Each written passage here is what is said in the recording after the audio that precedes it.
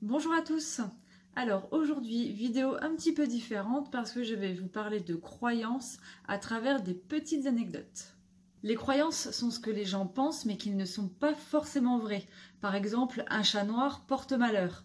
Maintenant, tout le monde sait que ce sont des croyances. Même si malgré tout, les animaux noirs en règle générale sont les animaux les moins adoptés. Est-ce que ça vous le saviez? Mais aujourd'hui, je vais vous parler de 4 croyances à travers des petites anecdotes de mon travail.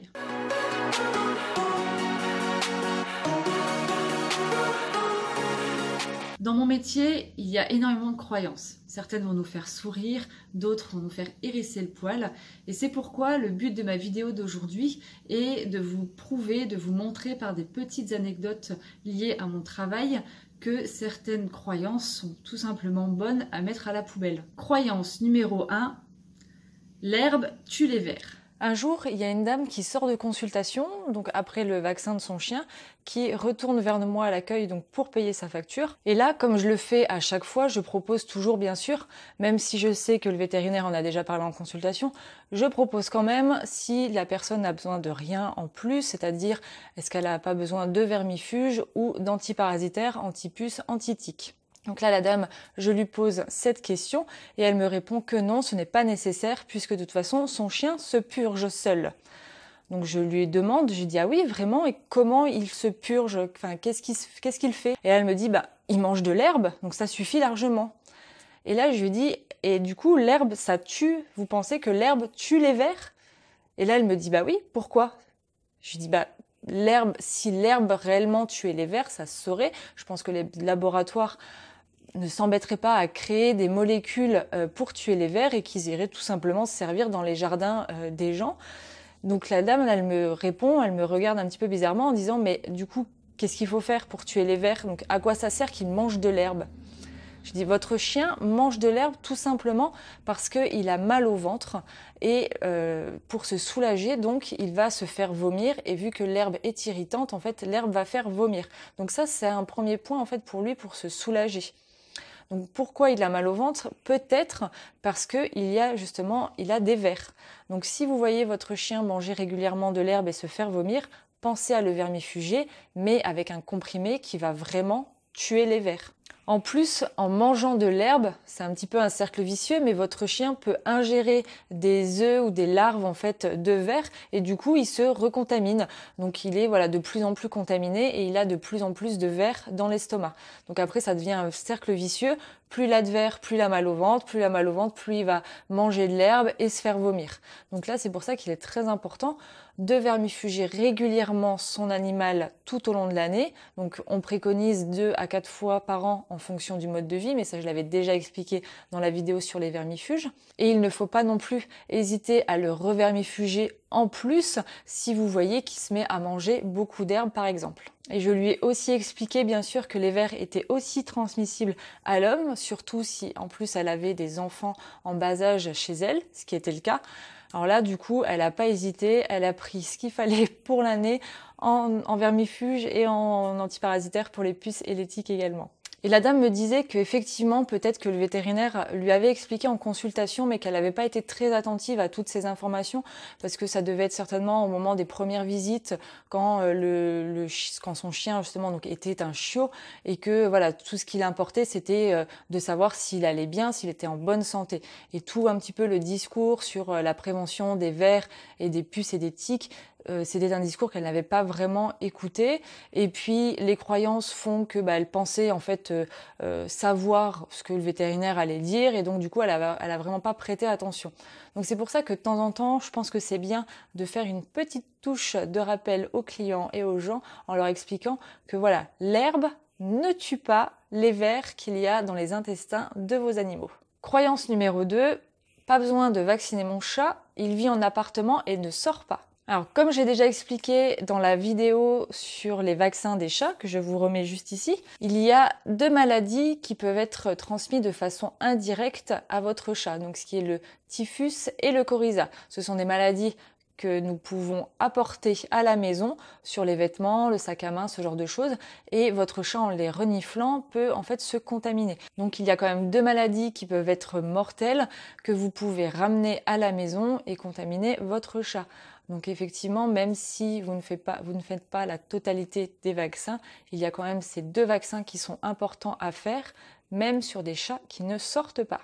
Croyance numéro 3, pas besoin d'identifier mon chat, là encore, il ne sort pas de mon appartement. C'est vrai que ça peut paraître logique de se dire qu'un chat qui ne sort pas du tout de la maison, il n'est pas obligatoire de l'identifier, mais malgré tout, je vous le rappelle, l'identification en France est obligatoire sur les chats notamment depuis 2012.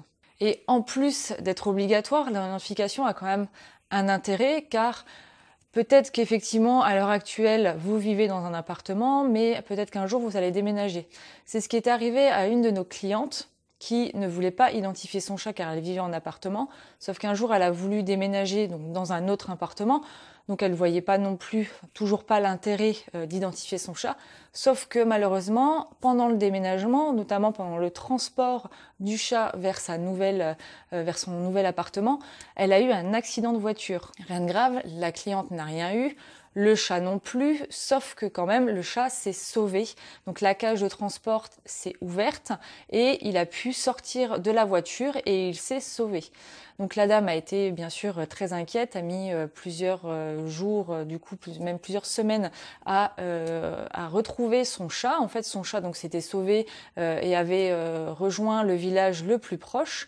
Des gens l'avaient trouvé, récupéré, emmené chez un vétérinaire pour voir s'il était identifié. Donc il ne l'était pas. Donc le chat s'est retrouvé donc à la SPA. Les gens, sur mes conseils, ont fini par se retrouver à la SPA pour leur demander tout simplement s'ils n'avaient pas récupéré leur chat. Et à leur plus grand bonheur, le chat avait été récupéré et effectivement, il se trouvait dans cette SPA. Mais comme le chat n'était pas identifié, légalement, ils ne pouvaient pas prouver que c'était leur chat. Ils avaient bien sûr apporté des photos, montré des photos, montré que voilà, c'était le même chat et qu'il leur appartenait. Sauf que aux yeux de la SPA et aux yeux de la loi, il fallait déjà identifier l'animal, donc chose que la SPA avait fait, ils avaient pucé le chat. Le chat était ensuite au nom de la SPA, donc en toute logique, et ensuite ils ont fait une adoption, c'est-à-dire qu'ils ont dû payer pour récupérer en fait leur chat. Et légalement, pendant un temps, ce n'était pas vraiment leur chat, mais le chat de la SPA. Il a fallu un temps avant que la SPA en fait accepte de remettre le chat à leur nom. Donc la dame, au final, m'a quand même avoué que effectivement, si elle avait su bien sûr que tout ça allait lui arriver, le stress que ça allait lui engendrer, je crois qu'elle a mis 2 semaines pour retrouver son chat, elle y était vraiment très très attachée.